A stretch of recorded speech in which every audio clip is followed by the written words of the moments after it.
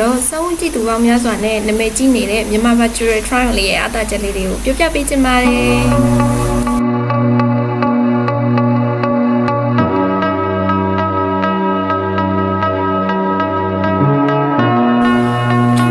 ချက်အနေနဲ့ဝယ်သူတွေကစောင့်ကြည့်ပြီးသားဖြစ်တဲ့အတွက်ဝယ်ဖို့ဆုံးဖြတ်ချက်ပုံမြန်လာမှာပဲဖြစ်ပါတယ်။အဓိကအဖြစ် sales တက်လာမှာပဲဖြစ်ပါတယ်ရှင်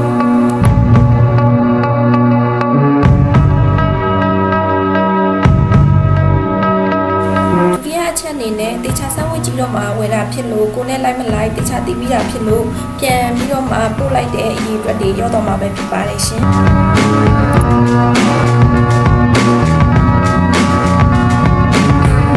အသုံးပြုပြီးတော့လွယ်တကူစဝေးကြည့်လို့ရအောင်ဖန်တီးပေးထားတာဖြစ်လို့ရောင်းသူတွေနဲ့ဝယ်သူတွေကြား professional ဆန်ပြီးတော့ယုံကြည်မှုပိုရှိလာစေမှာပဲဖြစ်ပါတယ်